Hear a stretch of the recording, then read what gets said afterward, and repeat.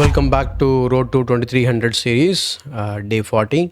Last game பார்த்துருப்பீங்க. ஓப்பனிங்கில் ரொம்ப சொதப்பியிருந்தோம். பட் இன்ஃபேக்ட் சொதப்பினாலுமே வந்து கரெக்டாக தான் ஆடிருக்கோம். அண்ட் அந்த G5 தான் ஒரு பெரிய பிளண்டராக போச்சு. And until that point the game was actually if not at least equal. கொஞ்சம் அவர் வந்து பெட்டராக இருந்திருப்பார். ஓகேங்களா? ஸோ பட் எனிவே நம்ம இன்றைக்கி டே 40 ஸ்டார்ட் பண்ணலாம். So yeah let's start. So ஆப்போனண்ட்டை சீக் பண்ணியிருக்கேன். ஆஸ் யூஷுவல் உங்களுக்கு தெரியும். ஸோ இந்த ரேட்டிங் ரேஞ்சில் நிறைய பேர் விளையாடுறதில்ல. இன்றைக்கி கொஞ்சம் ஏர்லியாகவே நான் வந்து ஸ்டார்ட் பண்ணியிருக்கேன். ஸோ என்ன நடக்குது அப்படிங்கிறத பார்ப்போம். ஸோ சீக் பண்ணியிருக்கேன். ஆஸ் யூஷுவல் நம்ம வெயிட் பண்ணுவோம். பேரிங் போட்டதுக்கப்புறம் நான் பேச ஆரம்பிக்கிறேன். Oh yeah all right, we got the pairing. So red 1-4 JB. Okay, let's go E4.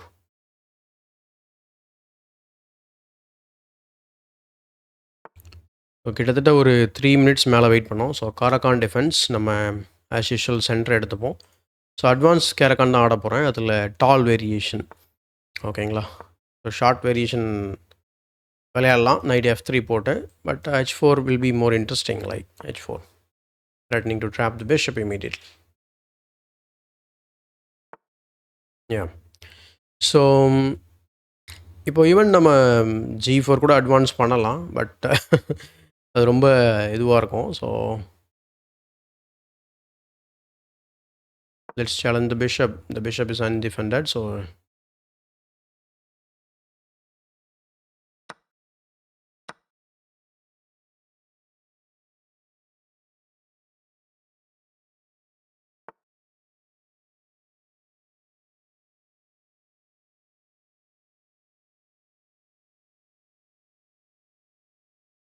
okay, let's develop the knight to E2. Knight F3 is also possible. In some linesல நம்ம knight F4 போகலாம், இல்லை knight G3 போகலாம். So knight E7 ஆடினாங்க அப்படின்னா தென் நம்ம wait பண்ணலாம். So யா bishop E3. So எல்லாமே developing move பண்ணுவோம் ஃபஸ்ட்டு. ஓகே, queen B6 வரலாம். But we have pawn to B3. bishop B4 check, pawn C3 we have. So அதனால் பிரச்சனை இல்லை. let's go C3.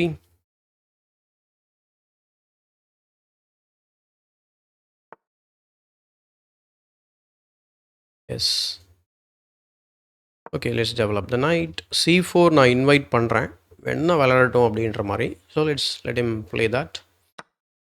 But he didn't play it. Okay, take with the pawn. So C3 அதுக்கு தான் main move. Like C வந்து உங்களுக்கு D பானை வந்து protect பண்ணுறதுக்கு யூஸ்ஃபுல்லாக இருக்கும். ஸோ அதனால தான் நான் வந்து C பானை ஏர்லியராக டெவலப் பண்ணேன். Okay, yeah let's put a question mark to the bishop.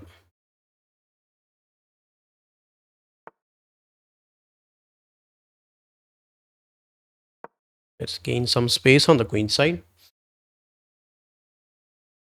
So இந்த ஸ்கொயர் வந்து ஒரு வீக் ஸ்கொயர். இமீடியட்டாக knight B3, knight C5 try பண்ணலாம். and B takes C5, B6 will become weak. We should start targeting it.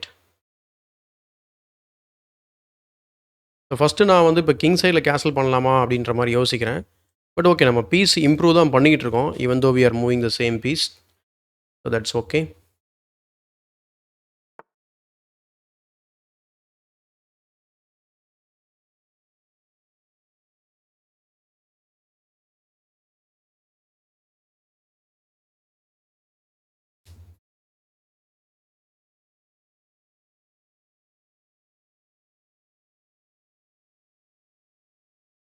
So knight C3, knight A4 விளையாடலாமா? So threatening the bishop and bishop move ஆச்சுன்னா knight to C5 and take பண்ணால் நம்ம bishop ஒயிட்டில் உள்ள land ஆகும். So I think that's logical. And knight to C3க்கு knight F5 வந்தால் என்ன பண்ண போகிறோம் அப்படிங்கிறத பற்றி யோசிக்கணும். ஸோ நைட் F5 வந்தாலும் நம்ம still we are gonna play the same move. அவங்க இங்கே வெட்டினாங்கன்னா யா ஃபஸ்ட்டு நம்ம இங்கே வெட்டிக்கலாம். இந்த ஸ்ட்ரக்சர் ஒரு மாதிரி ஆகுது. ஆர் நம்ம can we stop him playing the move altogether? G5, I mean G4.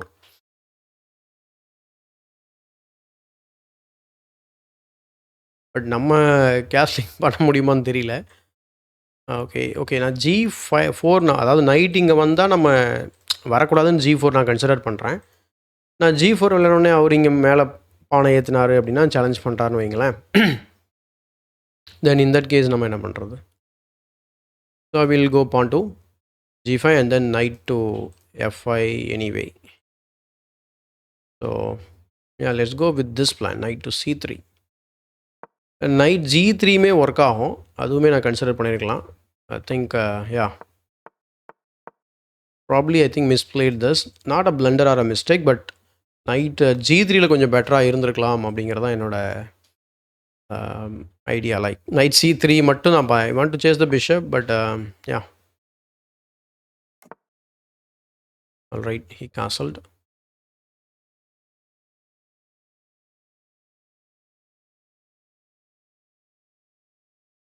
So இப்போ வந்து அவர் கேன்சல் பண்ணதுனால நம்ம ஏன் வந்து G4 ஆடக்கூடாதுங்க, கிங்கை சென்டர்லேயே வச்சுட்டு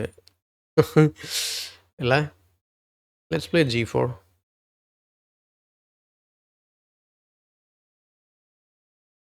so accept this night everything is defended. So let's try knight to A4, threatening the bishop.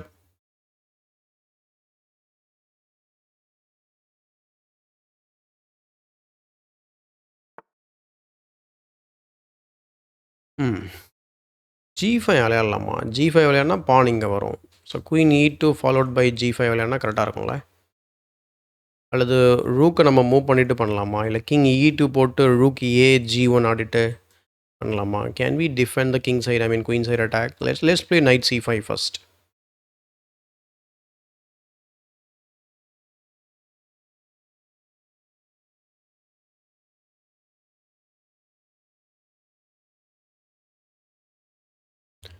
Our F6 அல்லது F5 விளையாடுறதுக்கான வாய்ப்பு நிறைய இருக்குது. பட் F6 இனிமே விளையாட முடியாது. ஸோ 4th த்ரெட் இருக்கிறதுனால. ஸோ யா,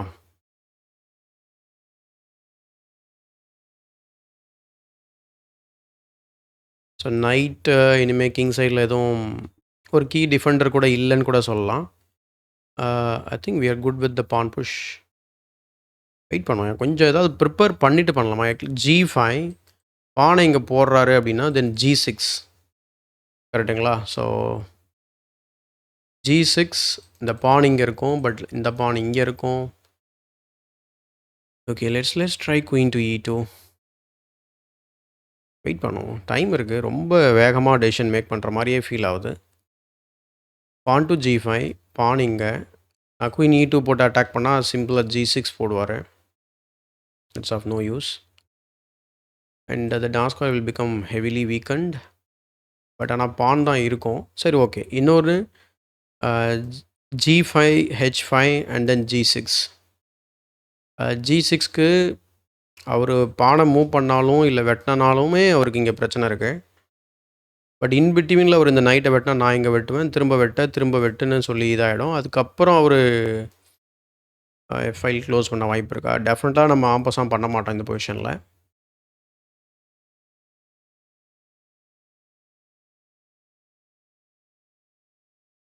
ஓகே, அல்லது நம்ம இங்கே ஒரு ஃப்ரீ பான் இருக்குது, அதை கலெக்ட் பண்ணலாமா? புரியலையே. ஏன்னா நம்ம இங்கே வந்த உடனேவே அந்த பான் B7 அட்டாக்ல தான் இருக்குது. So it's a free pawn without any problem நினைக்கிறேன். ப்ளஸ் நம்ம வெட்டும்போது குயின் அட்டாக்ல இருக்கும்.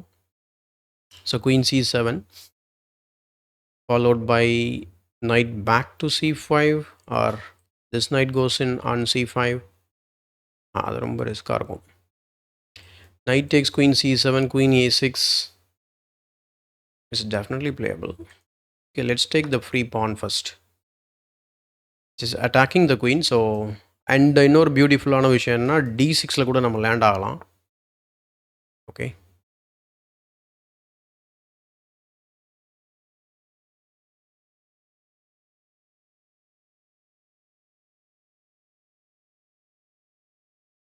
ஓகே. இதெல்லாம் நம்ம கிங்கை சென்டரில் வச்சுட்டே பண்ணிகிட்ருக்கோம். பட் நான் எந்த பக்கமும் கேன்சல் பண்ண முடியாதுன்றது எனக்கு தெளிவாக தெரியும் இப்போது. ஸோ இப்போது நைட்டை வந்து D6ல லேண்ட் பண்ணலாமா, இல்லை குயின் டேக்ஸ் A6 விளையாடலாமா கிரீடியா, இல்லை நைட்டை C5லே லேண்ட் பண்ணிடலாமா, இல்லை ருக் C1 விளையாடலாமா, இப்படி பல யோசனை ஓடிக்கிட்டு இருக்கு. அண்ட் நான் குயின் டேக்ஸ் A6க்கு அப்புறம் அவர் இந்த நைட்டை மூவ் பண்ணி டிஸ்கவர்ட் அட்டாக் எதாவது பண்ண வாய்ப்பு இருக்கும்ல. Like knight to b8 and then the queen is the only defender. So then we may lose the knight. Right? நான் நைட் d6ல லேண்ட் பண்ணேன் அப்படின்னா ஆப்வியஸ்லி f6 ஆடுவார். ஐ மீன் இமீடியட்டாக ஆட முடியாது. Night I mean the rook is under attack. So knight to d6 pawn f6 எல்லாம் நம்ம we will just take the rook. அப்போ ரூக்கை தான் மூவ் பண்ணணும். ஸோ ரூக்கை மூவ் பண்ணுற மாதிரினா rook c7 அல்லது rook b8 கன்சிடர் பண்ணுவார். அதுக்கப்புறம் தான் அவர் f6 பற்றி யோசிக்க முடியும். But after that what we are going to do? ஏன்னா ஆப்வியஸ்லி நான் இங்கே வந்தேன்னா கடுப்பாய் வெட்டிடுவார். ஸோ வெட்ட தான் போகிறாரு. But will get a pass pawn. கரெக்டுங்களா? அல்லது ரூக் c1 விளையாடலாமா? Rook c1 very natural move, bringing the rook over to the c file.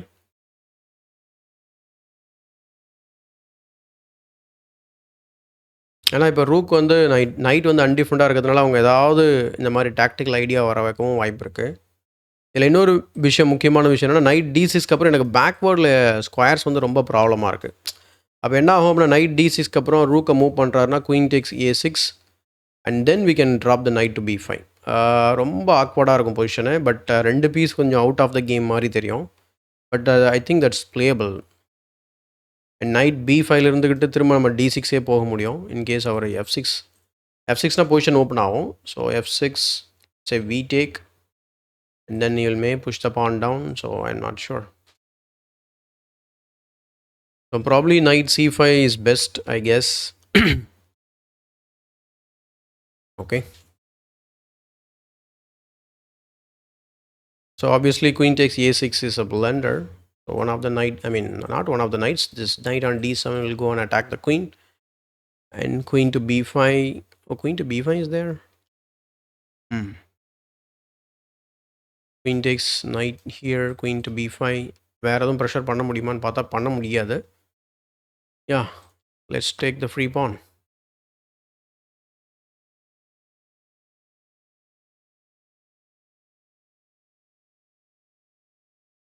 Okay, ரொம்ப முக்கியமான பிரின்சிபலை வயலேட் பண்ணிட்டு நான் விளையாடிட்டுருக்கேன். That is castling. Okay, knight I mean rook c7 ஆடிட்டாரு. That's good.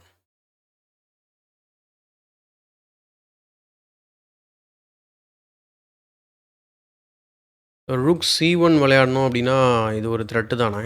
Rook into c6. So rook into rook c1, knight b8, it's a discovered attack on the rook. Queen b5, rook takes c1 comes with the check.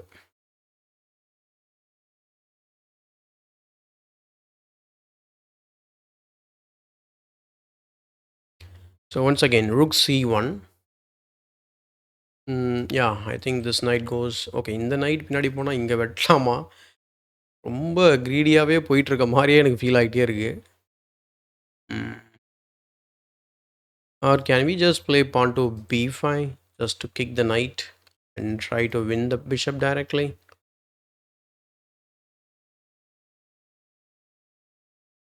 இப்போ நான் நைட்டை kick பண்ண night எங்கே போகும்? இங்கே போகலாம், இல்லை இங்கே போகலாம். தவிர வேறு எதுவும் ஸ்கொயர் இல்லை. ரொம்ப கன்ஃபியூசிங்காக இருக்கு.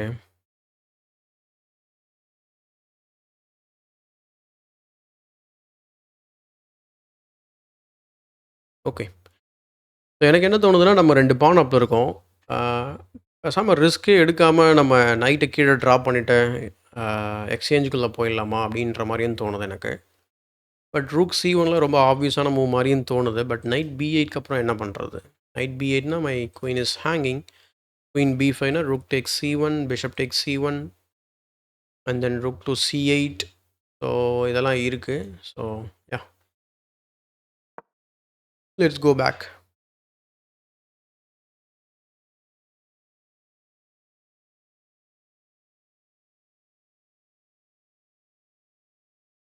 அண்ட் அவர் f6 விளையாடினா தான் நமக்கு பிரச்சனை வரும். அப்போ f5 ஆட முடியுமான்னு நான் யோசிச்சுட்ருக்கேன். வெட்டு நம்ம வெட்டுன்னு பொசிஷன் திரும்ப சென்டரில் க்ளோஸாக இருக்கும். பட் எஃப்ஐல வந்து ஓப்பன் ஆகிடும். அப்போ என்ன ஆகும் அப்படின்னா, உடனே குயின் பேட்டரி ஃபார்ம் பண்ணி அட்டாக் பண்ண வருவார். ஸோ அதுக்கப்புறம் நம்ம இம்மீடியட்டாக குயின் இங்கே கொண்டு வந்துட்டோம் அப்படின்னா பொசிஷனை கன்சல்டேட் பண்ணிடலாம். I think we are okay. Or I mean we are better here I guess.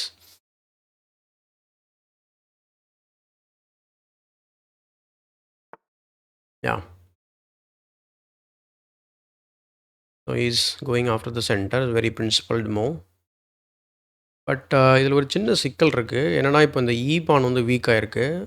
What happens if I just kick the knight now? Correct?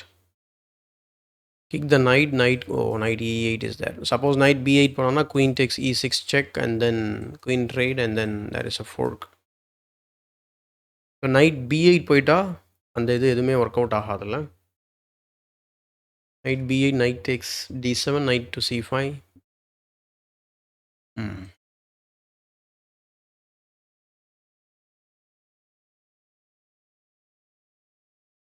And இந்த பிஷப் இங்கே இருக்கிற வரைக்கும் டான் ஸ்கொயர் ஒன்றும் செய்ய முடியாது. நம்ம வெட்டுறதுனாலும் வெட்டலாம். நான் என்ன நினைக்கிறேன்னா நைட் அண்ட் டீசன் அடிச்சுட்டு பின்ன அதுக்கப்புறம் வெட்டினோம் அப்படின்னா அவர் என்ன பண்ணுவார்? ஸோ குயினால் வெட்டினாருன்னா இந்த குயின் f3 மூவ் கொஞ்சம் இரிட்டேட்டிங்காக இருக்கும். குயின் ருக் g1 ஆடலாம் அதுக்கப்புறம். அண்ட் அதுக்கப்புறம் அவர் எதுவும் பெருசாக த்ரெட்டு க்ரியேட் பண்ணுற மாதிரி தெரியல. ஏன்னா நம்ம அடுத்து g5 போடலாம். இங்குக்கு நம்ம கேன்சல் பண்ண முடியாது. That's for sure.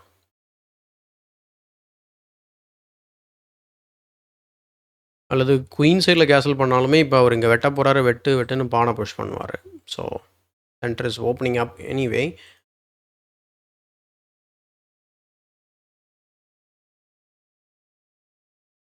அல்லது ருக் c1 இப்போ கன்சிடர் பண்ணலாமா?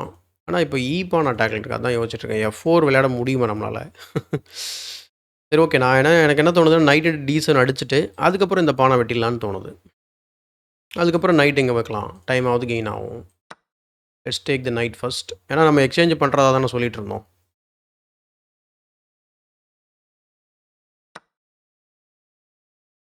ஓகே, இப்போ நான் நைட் c5 போட்டேன்னா பிஷப்பால் வெட்ட சான்ஸ் நிறைய இருக்குது.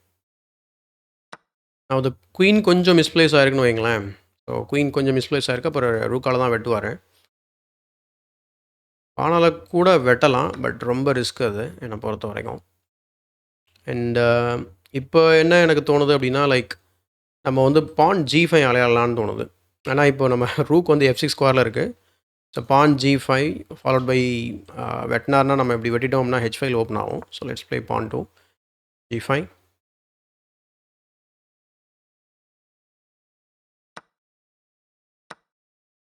ஸோ அதுக்கப்புறம் ஒரு சின்ன மேட்டிங் பேட்டர்ன் இருக்குங்க. பான் டு g6, அதுக்கப்புறம் queen f1, rook h1, I mean h8, king takes and then queen h3, queen h7, king f8, queen mate ஆக வாய்ப்பு இருக்குமா? Let's attack the rook.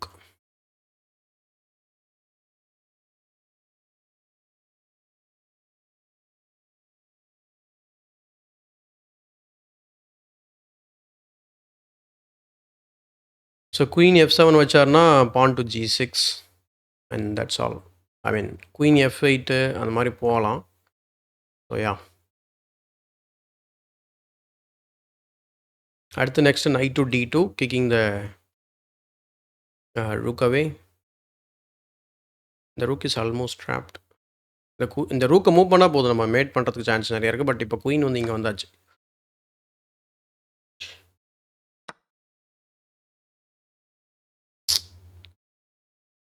சத்தியமாக எனக்கு கடுப்பாகுதுங்க. எதுக்காக இந்த மாதிரிலாம் நடக்குதுன்னு எனக்கு ஒன்றுமே புரியல. I didn't really mean to do that.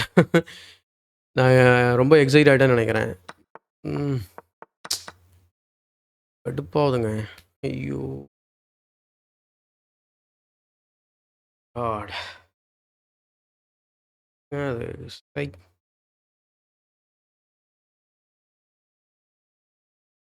இல்லை, என்ன பண்ணுறதுனே தெரில. ஏன் இந்த மாதிரி நான் பண்ணிகிட்ருக்கேன்? எனக்கு சுத்தனமாக இருக்குது.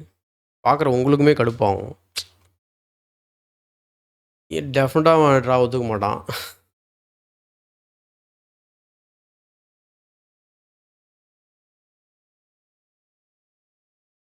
ஓகே. ஓகே. எனிவே அவர் ட்ரா அக்செப்ட் பண்ணுறானோ இல்லையோ, let's play king to D2. Okay.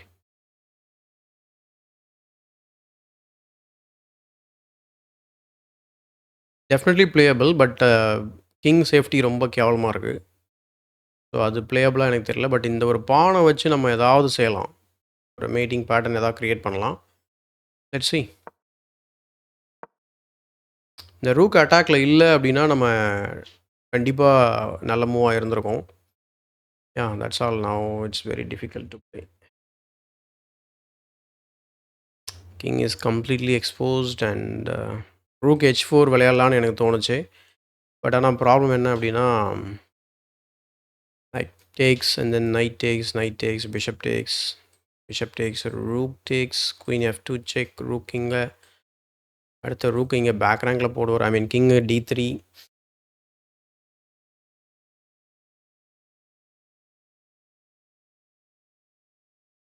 So knight C5 விளையாடலாமா? பான் இங்கே வெட்டினா முடிஞ்சது. அதோட பிஷப்பை மூவ் பண்ணணும். பிஷப் எங்கே மூவ் பண்ணாலும் 4க்காக வாய்ப்பு நிறைய இருக்குது. அடுத்து E5 வழியாக ரூக் வரலாம், C5 வழியாக ரூக் வரலாம். ஸோ ஓ மை காட், இவ்வளோ கேவலமாக ஏன் அப்படி போயிட்டுருக்கு? மைண்டே ரொம்ப இதுவாகிடுச்சுங்க.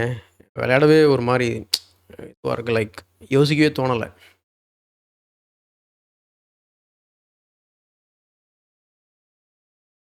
இன்னும் நமக்கு சான்ஸ் இருக்குன்னு தான் எனக்கு ஃபீல் ஆகுது. லைக் ரூக் H2 போடலாமா? டபுள் பண்ண ட்ரை பண்ணுவோம் அட்லீஸ்ட். ஓகே, ட்ரா கொடுக்குறாரு. Let's accept the draw. Thanks for understanding bro. Red 14 JB. தேவையில்லாத காமெடிங்க. Completely winning position. லூசு தனமாக இருக்குல்ல. This last I mean with evaluation. I மீன்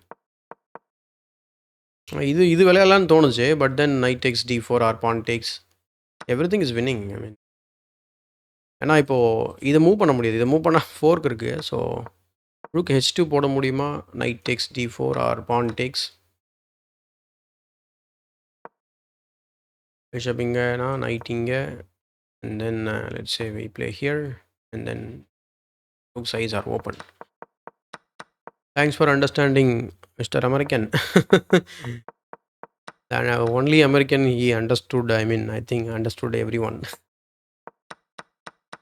இங்கெல்லாம் கூட ஒரு பெட்டராக தான் இருந்திருக்காரு. Slightly is better because pawn grabber மாதிரி தான் விளையாடிருக்கோம். கிங் சென்டரில் இருக்கிறதுனால எவால்யூஷன் தான் அவருக்கு ஃபேவராக காட்டுது. But now we are better after this.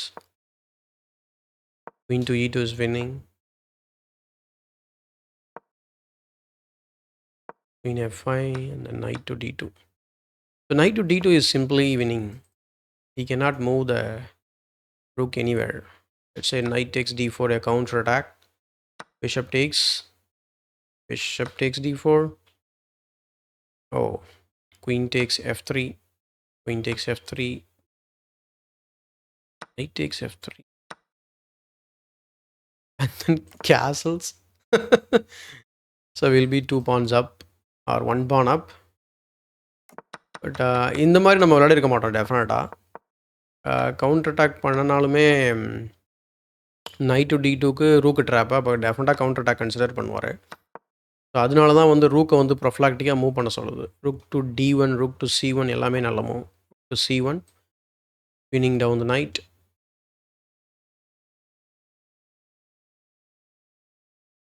And then ஏதாவது ஒரு மூவ் பண்ணார்னா then knight to D2 will be very strong. So there is no point in capturing here now because rook takes C7 is there. If you take my, then you have this. Then knight takes F3 and then followed by king takes E2. Anyway, yeah, that was a good game.